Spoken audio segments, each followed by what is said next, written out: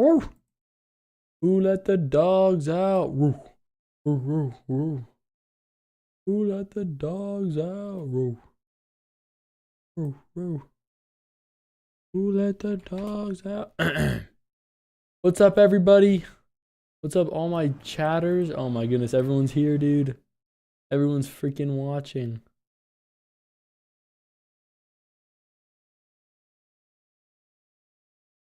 Thanks to everyone watching the stream, like Stream Elements.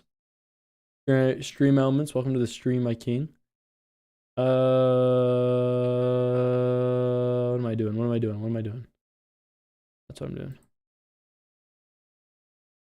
Am I live on YouTube?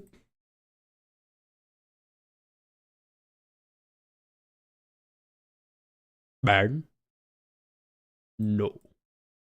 Ho, ho, ho. Suck the toes. How long do I have to stream before I get average viewers?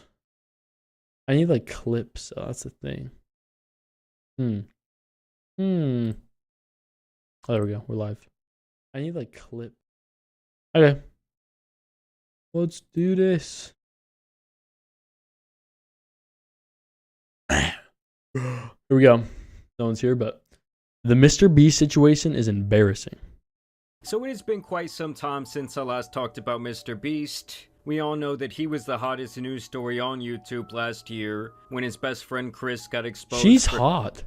She's a hottie. His past actions with kids. Is that the new Mr. Beast member? Of course, that guy Dogpack came out with his multi-part series where he attempted to take him down altogether. Hi, I wanted to provide some context to this video. I'm a former Mr. Beast employee, and today I am alleging that the company rigged videos and did illegal lotteries and sold fake signatures. I would consider that fraud, okay? Thank you, enjoy the video. And so everyone was hating on Jimmy for a couple of months. I actually heard that Pegasus bought a mansion with all the slop he made, and then the situation just kind of concluded when Oompaville would interview Mr. Beast for 2.5 hours, lobbing this man softball after softball. Looks like a method addict. Who's this guy? He does kind of look like a meth addict. With very limited pushback. Did you think it would get this big? No, I mean, truthfully, I honestly thought a lot of people would find like the information proving the dishonesty earlier. The Google? Yeah, like, because a lot of this could have been, just figured out Google. A lot of this. And that was essentially the end of that situation. Yes, Mr. Beast may have lost some steam temporarily, but I feel like he has largely recovered, and most of that is now in the past. It's not like he lost his major deal with Amazon. And I will also say, this guy Dogpack is pretty much MIA. I think he was spooked away by a potential lawsuit. Are you going to sue Dogpack? Caused a lot of harm to my businesses. I mean, I've literally had people pull out millions of dollars and then tell me it was directly because of his video. And don't worry, I instantly was like, can you send that in writing? So, you know, if I win a case or anything, I can directly point damages. No reason why. And like, I don't want to be put in this situation, but probably gonna have to. I mean, and historically, the other criticism of Mr. Crazy. Beast has been the way he does his charity and really how he frames his content. Like, he does do a lot of good has things. Gotten in on the action when it comes to taking the piss out of Mr. Beast. Mr. Beast, yes! I want you to have $50,000. Take it. Take it. Also a Tesla. Don't forget about the Tesla. I know how much you need a car, little boy.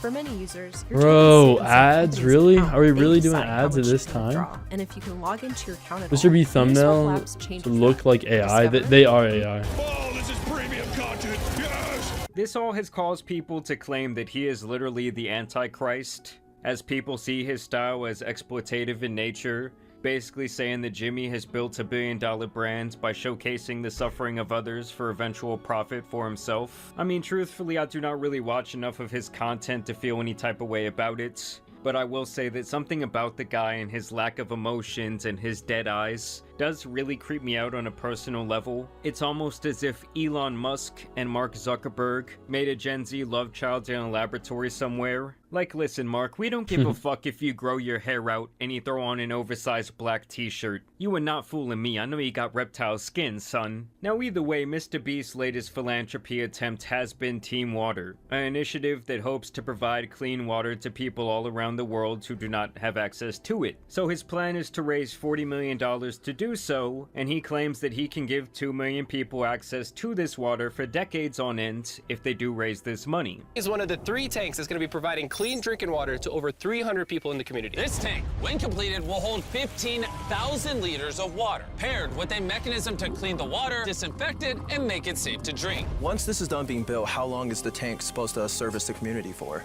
Easily for at least 15 to 20 years. Now, over and over, he brands 20 this by years, claiming that's that every pretty good. dollar raised will result in 1 year of clean water for one person. Which is why we need your help to raise $40 million. On average, every dollar donated will provide one person with clean water for an entire year. Just every dollar we fundraise, we're working with a charity called WaterAid, gives a year of clean water to someone in need. Every dollar. Every dollar. But at the end of the day, $1 gives one person clean water for a year. Which honestly I do find kind of hard to believe that he can confidently say that, because while it does sound good on paper, how would you even compute that number? I see it as psychological marketing more than anything, which is fine, like other charities do this, like adopting a kid for X amount of money, helping X amount Space of dogs guy, for X yeah, amount Mark of Rober. money, maybe we'll send you a love picture of an Mark Rober. endangered animal, maybe a t-shirt. Whatever it is, it's kind of just a way to make people feel more like they can put a tangible result behind their donation. But where people started questioning his tactics was around the time he appeared on various Gucci. live streams, essentially pressuring large creators and other wealthy individuals live to donate. Your friends here were saying you were a very generous soul. Are you really gonna do this shit? I fucking did the McDonald's drive-thru and it's gonna happen to me? Oh my god. Oh, what are you trying to get me? What are you just fucking give me a number? Just give me a number, Jimmy. Jinxie, Logan, they both just committed 100 grand, and I see tweets all the time about how you're the most watched Twitch streamer, like watch time every month. You're like crushing it. And you know what? You know how much I get paid for that? 17 cents. You're putting people on the spot. Nah. Hey, they put me on the spot too, man. And now I'm broke. I'm not gonna. Yo, I'm not what? gonna donate $100,000. I'm gonna be honest. That's a lot of money. It's fine. So $10 just gives a clean water. You people, y'all putting me on the spot. Y'all try to make me look like an asshole. That's what's going on. I know what's going on here. And don't get me wrong, That is most crazy. of these people do have more money than they Going likely out and deserve, just but I feel like at the end asking them on stream is pretty diabolical. of the day, people should do what they want with their money. And I'm sure there are local or more personal causes they could donate their money to that would see a bigger impact than just blindly throwing money into this because Mr. Beast says it's good. There were others who also shared the sentiment of basically, why should I donate to this after being peer pressured to do so if Mr. Beast is going to take all the credit anyways? Team Water, what do you think of when you think of that? You're not thinking of any other creator except Mr. Beast. Never back Mr. down, Beast never gets all the what? credit. So, you know, when he's, you know, asking people to donate on his stream and stuff and pressuring them, and I think it's just kind of a little weird. Like, bro, when they're pressuring these creators to donate money and everything for that, I can see why some creators don't want to do it because it's Mr. Beast's name that gets all the recognition. It's not Bill Bob Jr. II donating $1 million that's going to get the recognition. It's going to be Mr. Beast raises over $10 million to Team Water. Now this begging pattern would really escalate when he would go on a Team Water charity stream with Aiden Ross and XQC of all people, where they vowed to stay on until they reached $8 million in donations. In the end, the stream would actually last 18 hours, and they would successfully destroy their goal with $12 million donated. And Yo, he almost just got slimed out by that actually boxing set glove. an apparent world's record, something Mr. Beast was very happy about. Sounds like my brother, second he gets home, he asks if I have $10, and when I ask why, he says I thought he could get ice cream together with my money. I'm trying to get a PC. Don't give him the money, His biggest Void. flex. Now I will say during the stream, Jimmy exhibited some very strange behavior. Like I said, mainly when it came to pressuring people to donate. Also, you guys sledged this money a long time ago, and everyone else already gave it. Actually, some of your boys haven't donated yet. So, Who? I got the list. What? We gotta do a little bit of a shakedown. Okay, let's do it. Let's call it out live. You really want to know who hasn't donated yet? Yeah, come on. Los Polos. He pledged 100K. No 100K. Okay, he'll do it. I followed up with him multiple times. Kodak Black. It wasn't him on his account. Yeah, I found out. But can he just donate 50K anyways? Young Thug. Young Thug will do it. Keep calm. Imagine being Yeah, a list is pretty diabolical, bro. just by thinking about it. Meat base. He's like, It's like he's using his influence and social power, and also the fact that they are on a live stream to put people on the spot to get these donations, some of which he had never even talked to a single time previously. Debt collector here, where's that 100 G's? Dude, Bro, debt collector, where's my 100 G's is diabolical. How are you just gonna... What? Why am I getting pressed like this? Where's the 100 grand? It's 100,000 years of clean water for people in need. Dude, I haven't streamed it. Like I said, I'm doing 100 and then whatever my chat donates. I told you that. Okay. Oh, he did say that though. He did say that though. Okay, I forgot. And I will say, he himself did donate over 500,000 to kick the entire thing off, but his tactics just came off as very bizarre to me. Probably because of the way he speaks about Who large calls someone and quantities- says, give me 10K? Yeah. Where's my debt? Where's my 10K debt collector? I'm the debt collector. Give me 10K. What? That is crazy. of money like it's literally nothing. Dude, I'm playing some Counter-Strike right now. I'm live too. Oh, let's go. Well, Hayden, get your toes off the table. Sorry. Please. No. Let him keep his toes on the table, bro. Nah, that's crazy, Rog. You can't be saying that unless you're donating some money.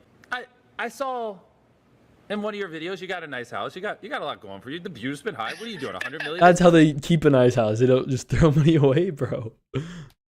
In one of your videos you got a nice house. You got a lot going for you. The view's been high. What are you doing? 100 million this month? Every dollar's, a year of clean water for someone in need. What you thinking, Rug? First off, amazing cause. What can Oh, I do? no. I'll definitely donate to the cause for sure. And I just don't know off the top of my head what I would do. All right, I don't want to peer pressure you. What about 5 Gs? That's light. I mean, I would say at least 10. Oh, okay. Well, then sounds like you can do more. Can we get a 15? 15 grand? We'll get a 15 grand in there. We'll get a 15 grand. Okay, hey, donate it live on stream. Shout out to Rug. 100%. You got a nice house. Oh, you're rich? Hand over the 100K, buddy. All right, thank you, man. Catch you later. Let's go. Hey, of course. Let's do some math right here, boys.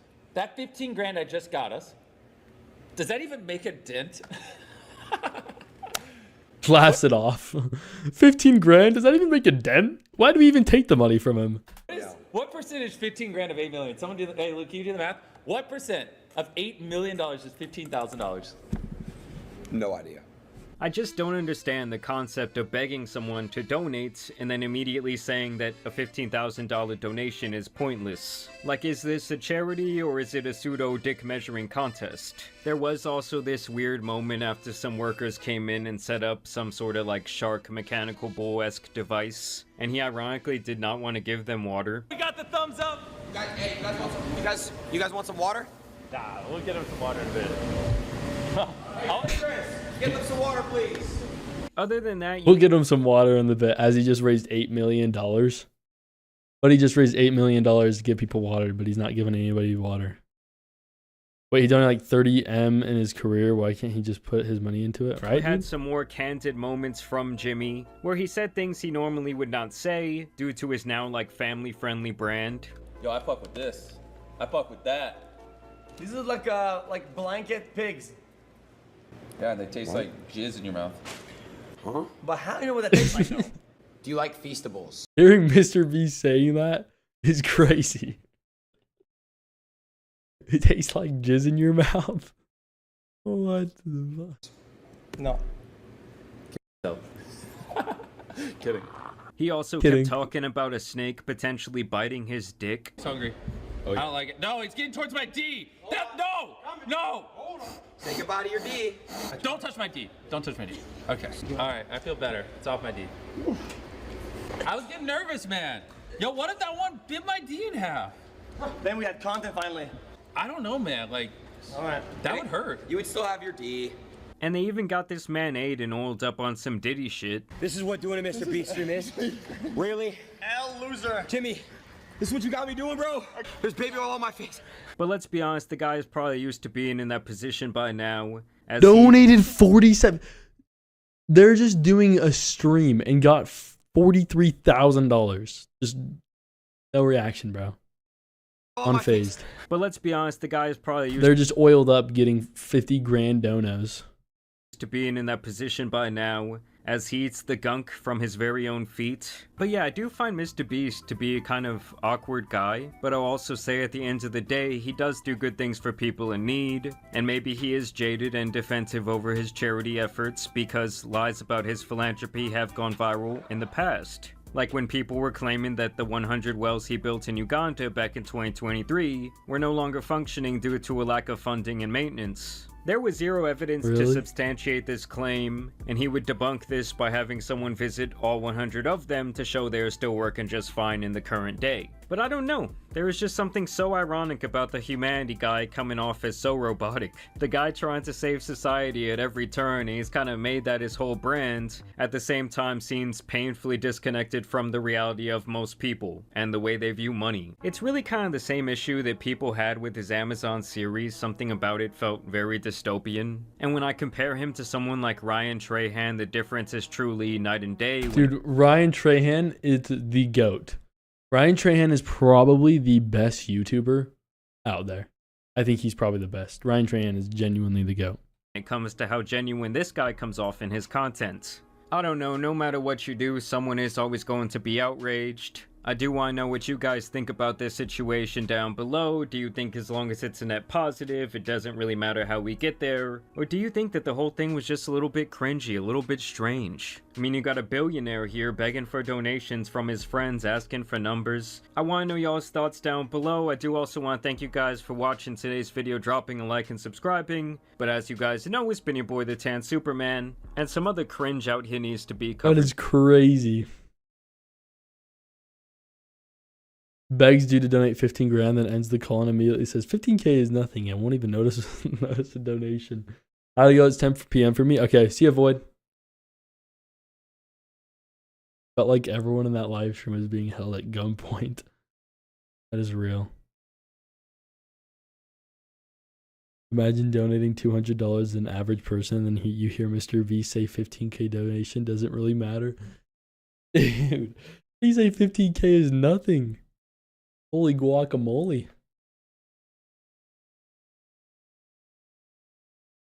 What else do we have?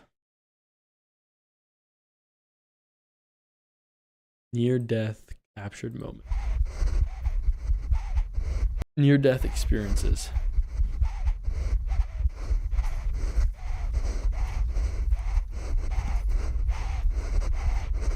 Yo, this guy is running. This guy's jogging forever.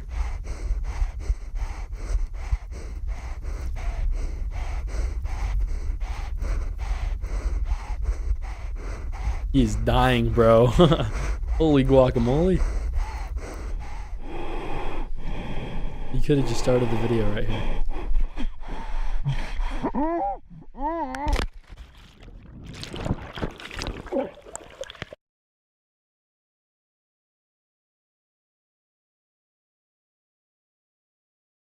Dang. Is there more? There is more. Dude, he was close to the ground. And obviously it was a chaotic and confusing situation.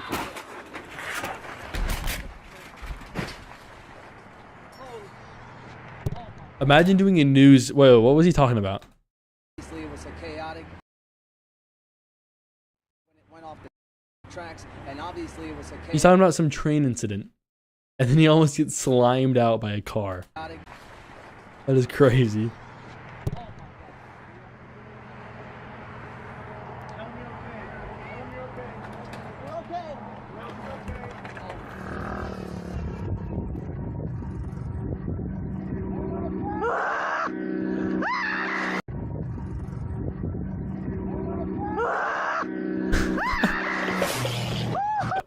His scream.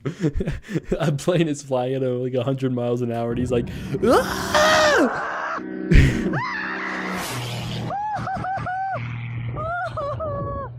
Yo, what's good? What's good, Funno? We're just reacting to some near-death experiences. This guy almost just got slimed out by a plane.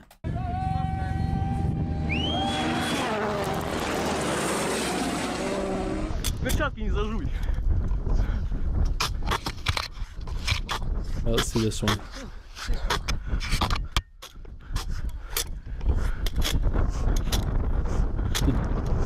They need to get to the point faster.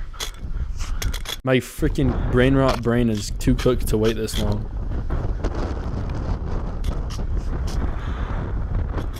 Damn, dude, I know. Ooh, his glove.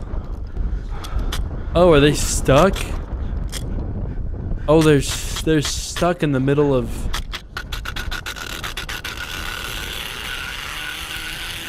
There you go. What are you doing? Why is he holding his hand? He's going and then putting his hand on the...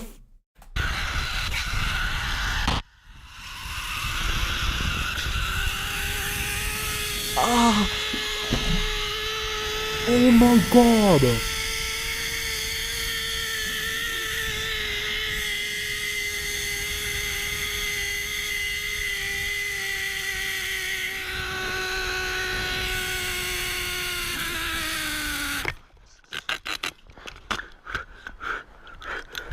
Show me his hand, show me his hand.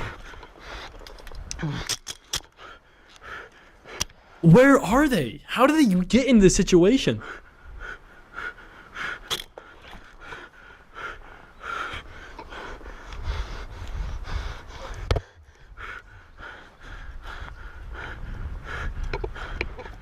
Oh, that would have hurt so bad. Oh.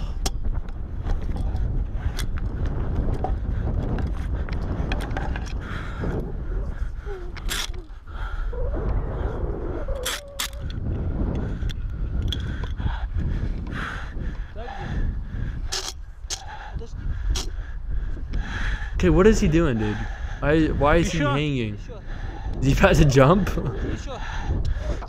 What is going on? He has a parachute on. Okay. What was that?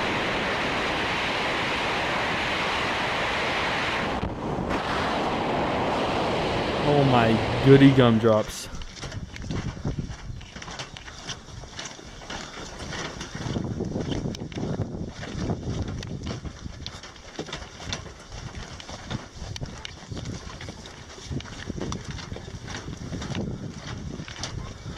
Is the bridge gonna snap? Damn.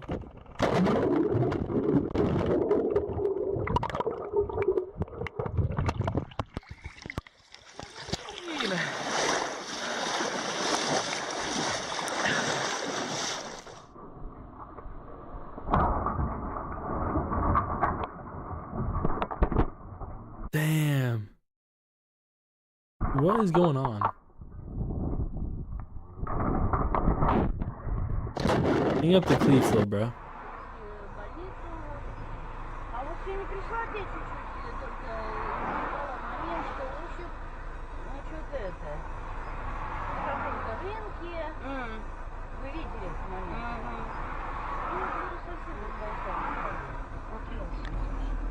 Ой, блин, ой, блин. Что? Сашка!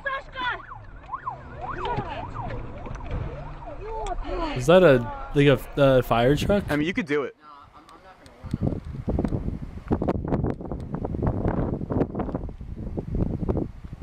Oh, it's so... Whoa! Oh my god. His friend just saved his So life. happy Valdez is there. Oh, guys, I Holy can't do that. God.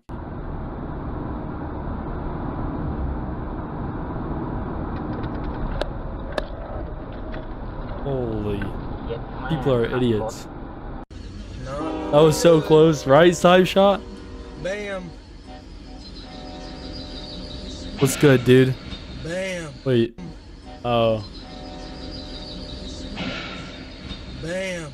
Holy smokes. His semi just got milked. Smoke. That's the way. That was actually fun. Well, I want more.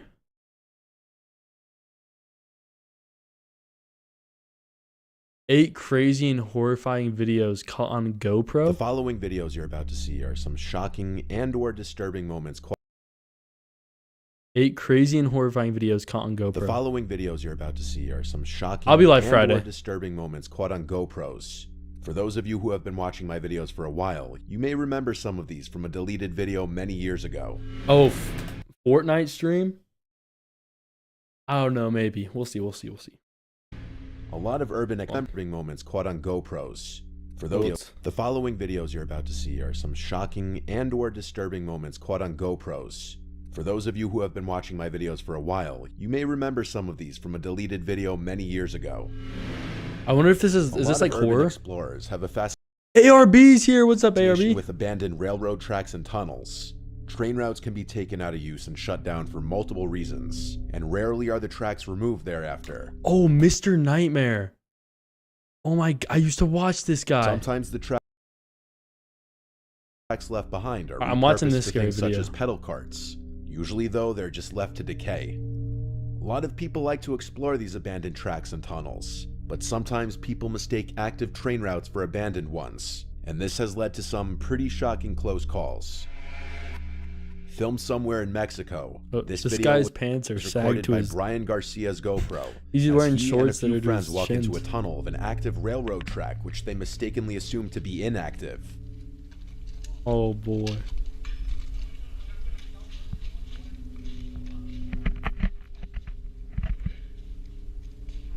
As Why the would group you do walks this? down the tunnel, unsuspecting of what's to come, their carefree attitudes are shattered as the sound of an approaching train can be heard, and with only seconds to act, they turn around and make a beeline for the exit. Hey, train! Great. Turn off your lights! Oh, shit! Dude, why are they shaking the camera so much? Come on. You're about to die, but at least get the angles right. Oh, shit! Oh! Run! Imagine like the last guy just gets slimed out.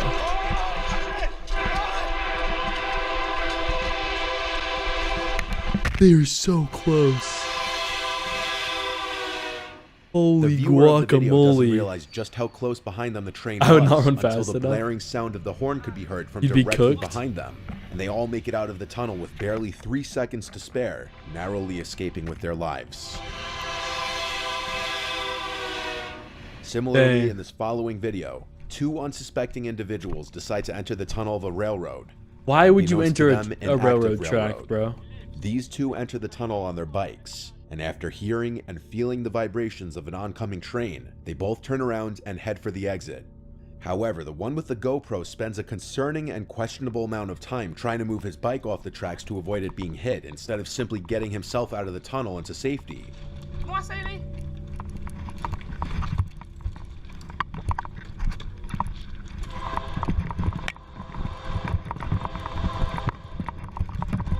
Run!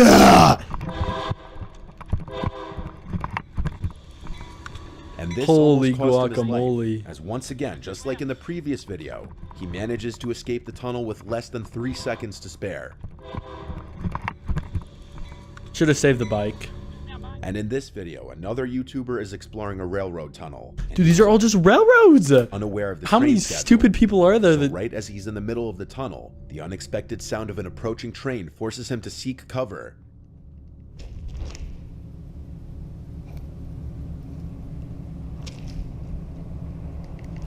Little science fact is people think you can just lay on the ground underneath the train, but the pressure from the speed of the train would suck you up into the train. Yeah, that is true. Oh, fuck. Unfortunately, timing was on his side in at least one way, as he was next to a Oh, there's a safety door. niche as the train was approaching.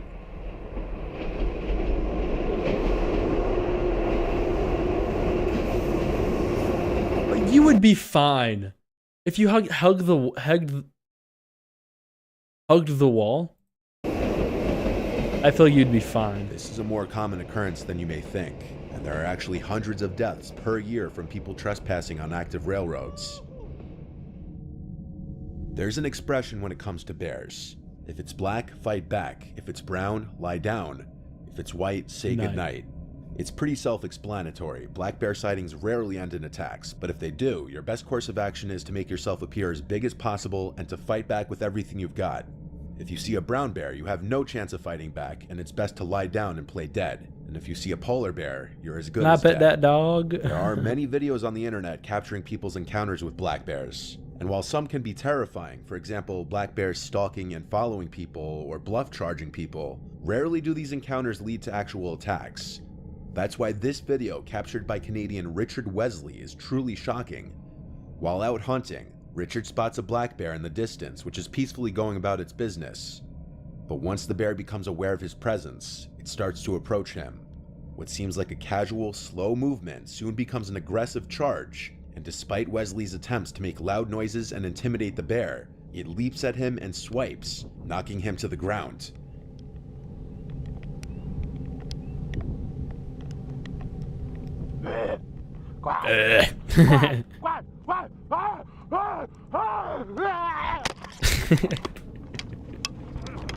Just about to laugh at that. Listen to the noise he's making. When he gets slimed out by the bear, he's like,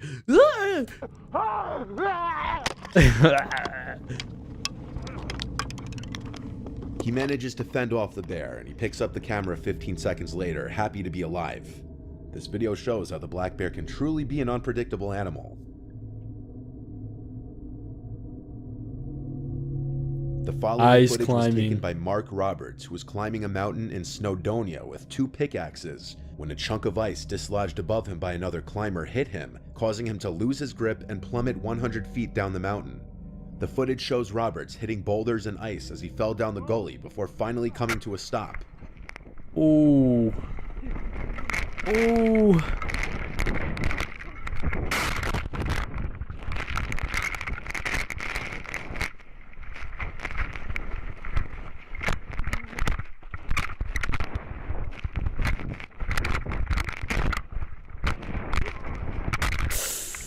Oh, that was a hard hit. Oh, there's so many sharp rocks. Luckily for Roberts, he got out of this with only a broken ankle. Fellow climbers called emergency services, and he was rescued soon after by an RAF helicopter. At least he survived. I'm sure it wasn't only a broken ankle. I'm sure his whole back and schlong is scratched up. A tourist on a bike tour in a rather rough part of Buenos Aires, Argentina, caught something completely unexpected on his GoPro. In broad daylight, a thief rides in front of his path, draws a gun, and demands for the man recording to give him his backpack containing his expensive camera gear. This is in public view with many other people riding bicycles witnessing the events. The man with the gun attempted to steal his camera gear at gunpoint, but due to the public exposure, things didn't go smoothly for the thief. The man recording claimed he didn't know what the thief was saying, demanding the mochila, which means backpack in Spanish. I don't know what you're saying, man. I don't know what you're saying, man. He gives up the bike instead. That's not what the thief wants, so he chases the man down on foot, gun still drawn. Amigo! Yeah, I gotta give it to him. I gotta give it to him. Amigo! Amigo, amigo, amigo! However, as one of the men in his group apparently comes to his aid, the armed man seems to back off. The man recording got off lucky in this case, just due to the situation with witnesses in all directions, though it's also very likely that the man was waving a fake or unloaded gun. True. The man wearing the GoPro capturing this video posted his BMX bike on Facebook Marketplace and was contacted by a girl expressing interest in it. They set up a meetup place at a gas station. Then he gets slimed out by this truck. He notices something seems off as a guy in a white hoodie is quickly approaching them, and this is quickly starting to look like a robbery setup. Bike? Yeah. What kind of bike is it? Yeah, it's this one. I see.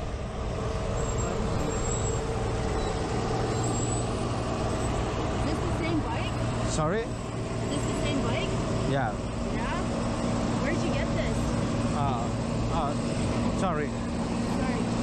Yeah. Dip, bro. Yep. Hey, what is it? The girl's reaction, or rather lack of a reaction to him biking away, is also incredibly weird and suspicious. She's not even questioning why he's biking away. As he All starts for a to bike, flee, bro? the guy in the white hoodie starts running after him, shouting at him. No. What the hell? Hey. Run! Oh my! If I had to guess, he was also yelling something at this second guy here, who also appears to be part of the attempted. How do you get 3 people to rob a BMX bike, bro? I bet they had to have taken more stuff from him, probably. They were gonna, like, completely rob him. Robbery to try and grab him off the bike. Good thing he's a freaking pro. Luckily, he's built up enough speed by then to pass the guy and escape. It's no secret that sport rivalries can go anywhere from harmless trash talking to full-on fights and riots.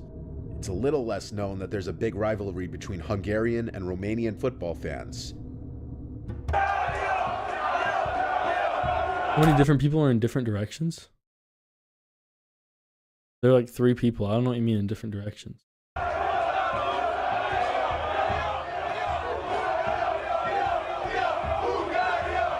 This following video was taken on a GoPro worn by a Hungarian football fan. Good night, answering Snapshot. to the Romanian petards being thrown in the crowds and the provocation by fellow Hungarians.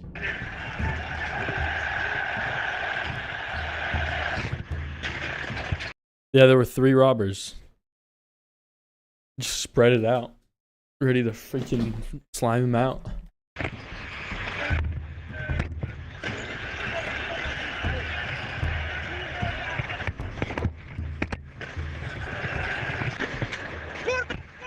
I'm so confused what's happening right now.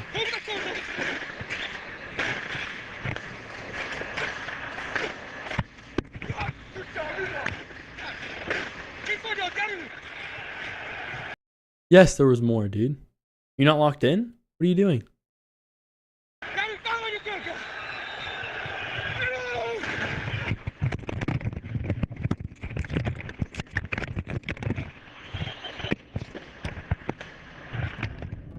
This huge group of Hungarian hooligans attacked the security and several Romanian supporters as they were falling back to their sector. After many kicks and punches, 3 injuries resulted, but none serious. Did I just hear a gunshot? None serious. Dude, it looks like someone gets slimed out right here. Look. 3 injuries resulted, but none serious. Right when the gunshot hits. Right there. He just got shot in the head with a gun and it's not serious. Not a serious injury. This video captured the shocking moment 2 planes carrying a total of 9 skydivers collided mid-air 12,000 feet above the ground. The 2 single-engine planes were in position for a maneuver called the tracking dive, with one closely following the other.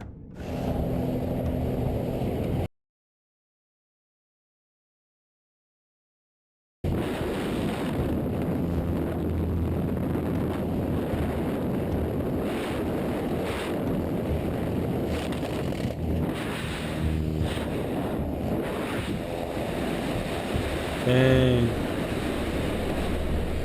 Bad pilot. The skydivers claimed as they were getting ready to jump that it seemed like the second plane was getting closer and closer, and all of a sudden, they all thought it was getting too close. The impact threw the skydivers out of the plane, who all landed safely. The pilot of the first plane got out alive too, using his emergency parachute, while the pilot of the second plane miraculously landed the plane safely. Damn, never mind. Good In a pilot. similar genre of catastrophe, this final GoPro video captured the moment a small passenger plane made a crash landing into the water on the way to Honolulu, extremely close to the shore.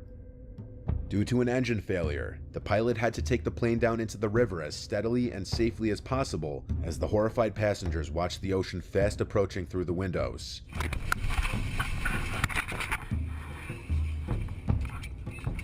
W pilot. Everybody was surprisingly calm and organized, escaping the plane quickly and sticking together. However, shockingly, despite the fact that everyone made it out of the plane safely, one person did not survive. Highly regarded Hawaiian health official Loretta Fuddy suffered a cardiac arrhythmia, meaning improper beating of the heart, while floating in the water waiting for rescuers.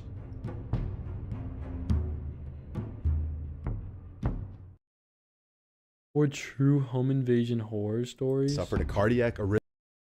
That seems scary. Or scary true childhood Home Alone stories. Should we watch it? It's scary. Now I use Whisperflow. I just think out loud and it creates perfect formatted text on any Apple website. Alright. 4 scary true childhood Home Alone stories.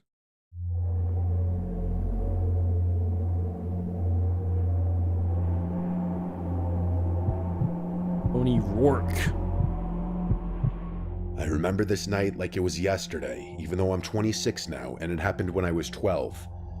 My parents left me home with my 18-year-old brother Zach for the night, and at first I was excited because it was just me in the big house, which felt like huge freedom at the time. Zach told me he was going out for a few hours with friends and made me promise not to tell mom and dad, which I agreed to because I trusted him, and also why wouldn't I want the place to myself? He would get in huge trouble if my parents were to find out, and he knew that. At first, I thought it would be fun to be alone, especially on a weekend night. I ended up in the den where I decided to watch a scary movie. At that age, while home alone, not the best idea, which I learned the hard way. I'm getting scared.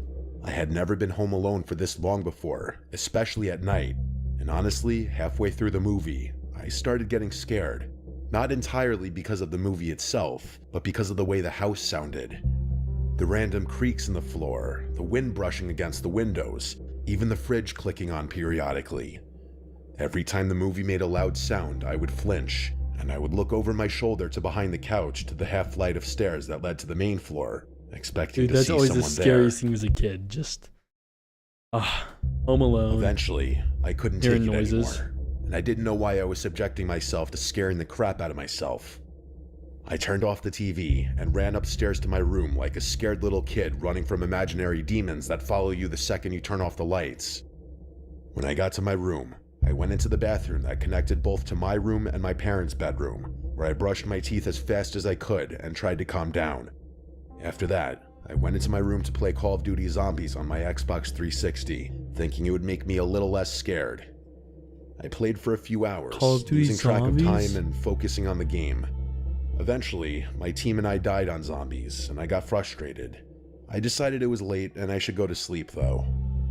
Not long after that point, I felt the vibration of the front door closing, and I assumed it was Zach coming back. I lay there awake, listening to the sounds of my brother moving around downstairs. Love you, Pookie. Which was odd, because usually when he'd get home, he'd go right upstairs to his room. But there were weird sounds coming from downstairs for too long, where it started getting unusual.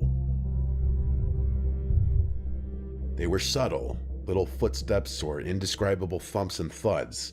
I felt my stomach start churning a little. That stupid idea to watch that scary movie was really getting to me. I got up and went to the window to look outside, expecting to see Zach's car in the driveway where he usually parked, but it wasn't there. That's when the real panic set in. I had no cell phone at the time, I was only 12, so I had no way to contact my parents or Zach without leaving the bedroom and going to one of the house phones, which felt impossible at that moment. I quietly tiptoed to my bedroom door to confirm that it was locked, knowing that the lock could be unlocked from the other side with just a fingernail. I knew that if someone wanted to get in, they easily could. I looked around and decided the only safe place to hide was the small crawl-in closet built into the wall of my room. I squeezed inside, shut the door carefully from the inside, and tried to calm myself as I listened. It was at this point that I vividly remember hoping that I was just being overly paranoid and that it actually was Zach. Maybe he parked on the side of the house instead. Seconds later, I heard someone fumbling with the door, trying to get in. And then moments later, the door opened. The person was inside my room, and I had no idea who it was or what they wanted. I stayed completely still, listening to footsteps moving around my room, feeling the floorboards creak beneath the weight of someone walking, and hearing things being moved and shifted around. Every second felt like an eternity. I was terrified that the closet door could open at any second and I could be dead. I still prayed it was my brother, but I stayed quiet, barely breathing and hoping that whoever it was would leave. I could hear them dragging something across the floor at one point, which made me even more nervous. I felt like hours had passed, though it was probably only minutes. Eventually, I heard footsteps receding and moving away from my room. I stayed in the closet for what seemed like forever, likely 2 hours, until finally, I heard Zach calling my name from across the house. His voice sounded urgent and pissed off, and a few moments later, He came into my room and called my name again. I stepped out of the closet, and the first thing he did was yell at me, asking what I was doing in there and what I had done to his room. It was this moment that confirmed to me that it was in fact not my brother who was in the house. I explained the situation as quickly as I could, still shaking and unable to stop my hands from trembling. Once he understood, we both got up and started looking around the house together. That's when we realized how bad it really was. Drawers had been pulled out, some of our electronics were missing, including TVs and gaming consoles.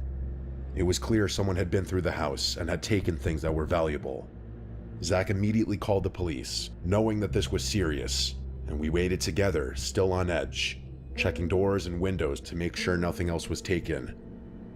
The police came and made a report, writing down everything that was missing and asking us questions about what happened. They told us they would investigate and that we should wait for our parents to get home. Around 4 a.m., our parents arrived. My dad was furious and went straight for Zach, smacking him square in the face for being such a careless idiot. Not only leaving me alone, but leaving the front door unlocked. My mom checked on me, gave me a hug, and told me she was just glad I was safe. Zach was forced to pay monthly rent from that point on to slowly pay back for all the things that were stolen and treated with extreme caution after that night. I, on the other hand, was not punished at all. I was just shaken up, terrified of what had happened, and the whole experience stuck with me for years. That was just like a robbery story.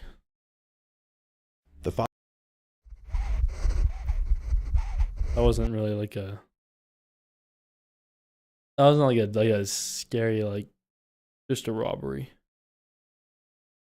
Yeah, what else other videos do we got here?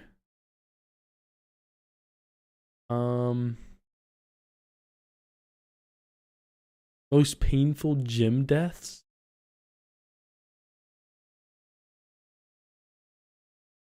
Sure. When you've got a classic ride, tools you trust. Whether you drive it every... The barbell incident. It was the early hours of a Tuesday morning in St. Charles, Missouri. The gym was entirely silent, and it was the kind of silent that only came... Most painful gym deaths ever. The barbell incident. It was the early hours of a Tuesday morning in St. Charles, Missouri. The gym was entirely silent, and it was the kind of silent that only came when the world outside was asleep. At around 2:50 a.m., a young 23-year-old woman would be the only one in the gym finishing what should have been just another workout. She was a paramedic, the kind of person used to helping people, saving lives, and bringing the injured to safety. The woman would step into a Smith machine and rack weight onto its barbell, and then she began squatting it. The only issue was that the weight was too much for her. In the middle of her set, she began struggling. She tried hard to re-rack the weight, but no matter how hard she pushed, the bar wouldn't go up. Then, in an instant, her legs gave out. She lost balance and the heavy bar dropped with no spotter to catch it. The machine pinned her down, trapping her beneath the crushing weight. And unfortunately, since she was the only one in the gym, nobody was around to hear or see her struggle. For nearly half an hour, she laid pinned and crushed under the pressure of the weight before another gym member finally walked in and found her. But by then, it was already too late. The member tried to help and called 911, but by the time paramedics arrived, they couldn't do anything for her. Her co-workers at the Christian hospital remembered her as vibrant, full of energy, and always lighting up the room with her smile. But that promise, that brightness, was extinguished in a freak accident that lasted only seconds. Even in a place meant for health and strength, danger can hide in plain sight. If you're lifting heavy weights, always remember to bring a partner. There's been a number of times where I've gotten trapped underneath weight without a spotter, but I was fortunate enough to have friendly passerbys help me out. So even if you don't have a partner to work out with, try to work out when the gym is active and has other people in it. May this woman's soul rest in peace. The leg press incident. 8 years ago, in Vadodara, India, a middle-aged man walked inside of a gym for what should have been a normal workout. He moved from one exercise to another until he finally settled in front of the leg press machine, a piece of equipment built to test and improve raw lower body strength. The man began racking weight onto the machine until it was fully loaded with plates stacked heavy on both sides. Ahmad climbed in, positioned his back against the pad, and began pressing. At first, everything seemed fine. Surprisingly, as his legs pushed the machine, the estimated 1,000 to 1,400 pounds He was leg pressing actually moved. But then came the moment of truth, re-racking the load. He tried to lock the machine and began struggling. In an instant, his legs buckled. The massive weight came crashing down, snapping his left leg backwards with a sickening crack. The gym floor filled with screams as people rushed toward the mangled machine, the horror of the injury plain for everyone to see. But, by some miracle, the man survived. Nonetheless, the leg press still had done its damage. It had left him with a horrible, gruesome injury, and a lesson that would haunt him forever. Don't ego lift. It's not worth your legs. The shake incident. It was the end of New Year's Eve in Wales. An aspiring musician and fitness enthusiast had completed his day and decided to finish the night off by preparing a protein shake to drink. As you could guess, this was something he had done countless times before, but this time he would try something new, because after all, it was New Year's. His friend recommended that he add a specific powder into his shake, and excited to test it out, the man put a teaspoon of the powder into his drink, blended it, and began drinking it. And then, nothing happened. The drink was just a little bitter, and so he sent a text message to his friend complaining about its taste, but other than that, he was fine. Then the man went to sleep to end his night. He never woke up. Unfortunately, he wouldn't live to see the next morning. You see, the powder the man put in his protein shake was just caffeine. But it wasn't the regulated kind that you'd find in your Starbucks coffee. It was pure, raw caffeine. He only put just a teaspoon of it into his drink, which doesn't necessarily sound that bad. That is, until you realize that one of those teaspoons was equivalent to 70 cans of Red Bull, and he just gulped it down in one sitting. The man shot up awake in a cold sweat. Almost immediately, his body began revolting. His heart was pounding violently, his vision became blurry, and his chest began constricting as if an anaconda was wrapped around him. He raced to the bathroom and began vomiting. His system had been overloaded with a stimulant so powerful that there was essentially nothing that could be done to stop it. Within seconds, he collapsed to the ground, hitting his head on the floor and going into cardiac arrest. Later on in the morning, his parents would find him cold on the floor and fall into a panic. They called 911 and paramedics rushed to his home, but there was nothing they could do. The cause of the tragedy was later revealed to be the simplicity of one mistake. The scoop he used to measure the caffeine powder was actually meant for protein, not for a fine, potent stimulant. This incident sparked up a huge controversy over the ethics of making something this dangerous as accessible as it was.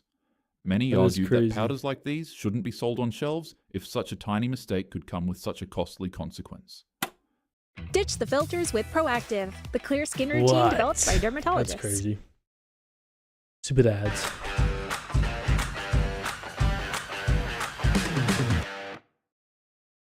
The death grip incident.